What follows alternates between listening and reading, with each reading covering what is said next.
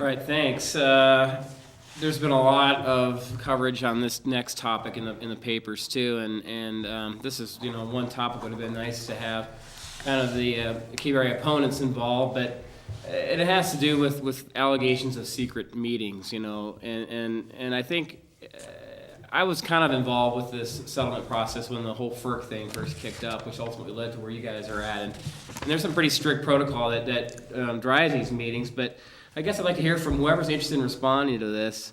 Try to explain the nature of those, closed negotiation sessions and the confidentiality agreements and why those were necessary.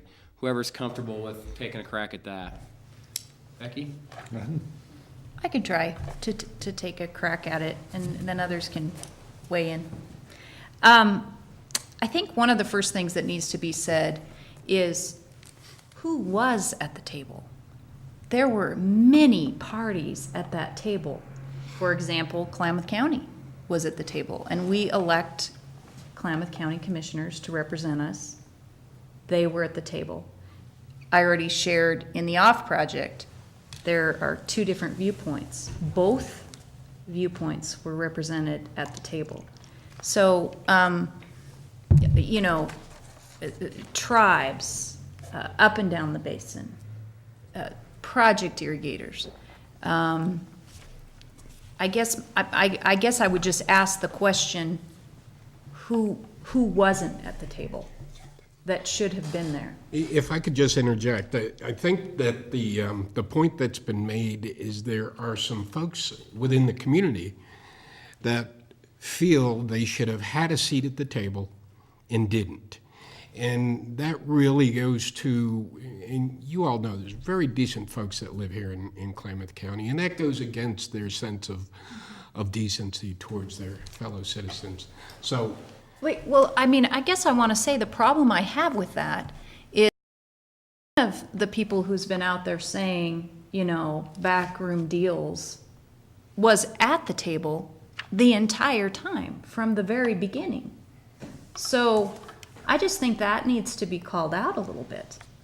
How can you be, running around saying that when you were there the whole time? So were there any, off-project irrigators, for example, that were specifically excluded from the process? Understand that the folks that were involved in the process were folks that intervened in the FERC process. In other words, they had interest and became involved of their own volition. And so that was the corpus of what occurred. Now, there were, for example, if we look at the irrigation community, our interest was basically two different parties, in other words, two different contractors, which intervened in the process, which represented different contracts and basically different portions of the community.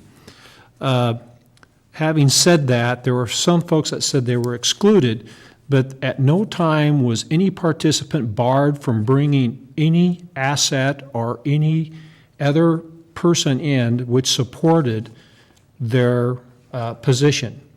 The Klamath water users, for example, represented 17 irrigation districts, which are individual quasi-governmental entities, very broad in their interests and their relationships. And so we all joined together and agreed to join together behind one entity, and then we all had interaction with that one entity. Now, regarding the districts or the other entities, there were some individuals and individual contractors. We did gather up in a confidential environment, and all of those people that were represented by the water users, which was more than the irrigation districts, we had discussions. And so I think there was what I would call misrepresentation of how confidentiality worked. Confidentialities didn't mean that you had an individual go to the table and didn't talk to anybody.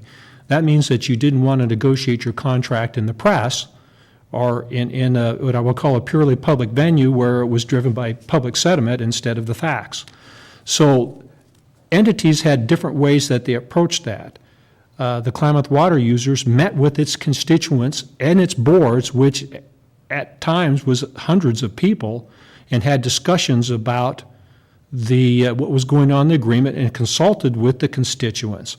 And I think other entities had that ability, and whether they performed that way or not is unknown to me, but it would appear that folks felt that they were represented. And I don't think it is as much a factor of how the conversation was constructed as it was how the folks were represented. In other words, whether that representative exercised their duty to visit with their constituents and gather people together and inform their constituents. I think it was more a factor of if you were not represented, it's more of a factor where you represented well. Becky and Greg? Okay, so I just want to say that our organization, Upper Klamath Water Users, came to the table late after the first document was released the draft document was released in 2008? Yeah.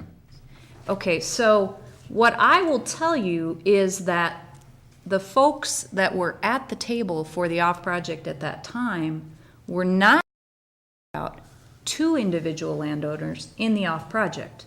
And it's not easy to do that because we aren't in irrigation districts. So it's not a piece of cake to reach all of us.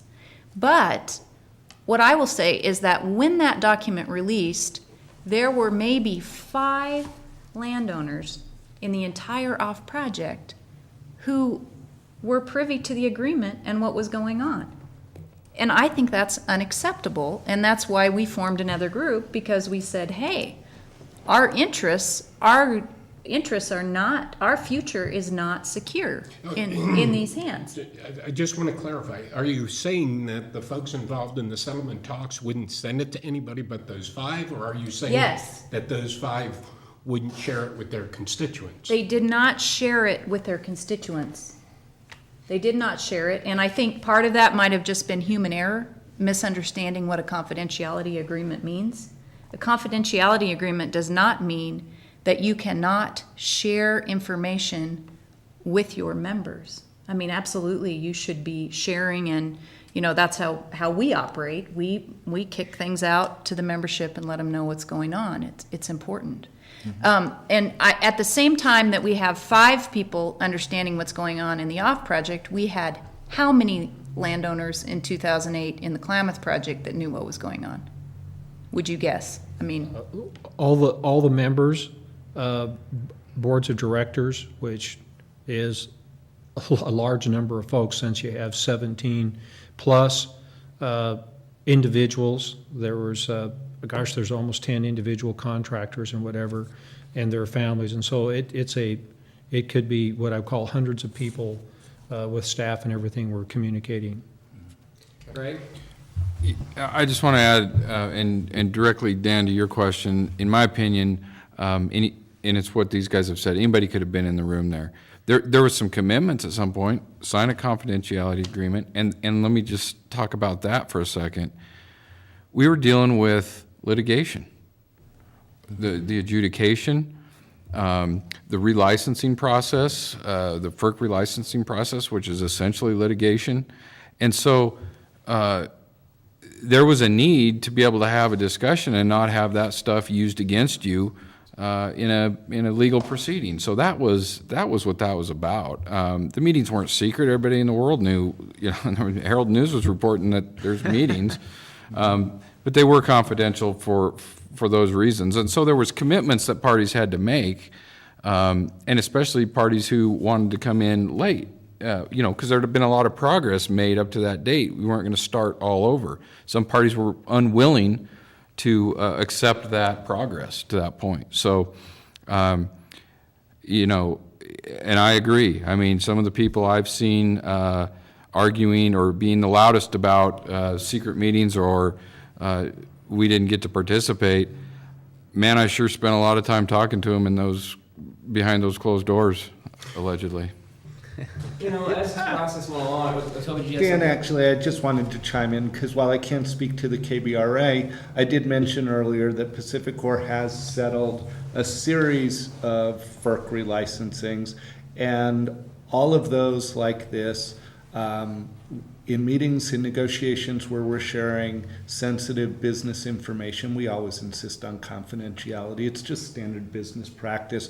We do it, I'm sure most any prudent business would. You know, as these discussions went along, I know you guys hit an impasse at one point where you stopped. Some of the parties had some problems with how things were developing and did not come back and join you. Could you kind of explain what and who were those parties? Yeah, there was a couple of years invested, or I don't remember exact timelines, but it was quite a while. Substantial effort had been made. Again, you know, Becky kind of referred to it. At the end of the day, there was 30-some parties that signed this agreement. Conservation groups, you know, irrigators, fishermen, tribes, and at one point, several years ago, we got to a pretty good spot on a lot of issues. There were two entities in particular, Oregon Wild and Water Watch of Oregon, two entities that have historically been very, very critical, to be kind, of operations of irrigators, the Klamath Project, our interaction with the refuge.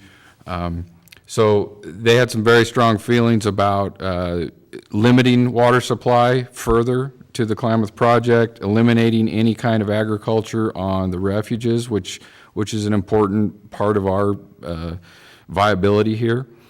And they wanted to see permanent downsizing in the Klamath Project. And it was something that we drew a line and said, there's no way. We're not going to dry up a community of Malin or Tule Lake or Merrill or anywhere else.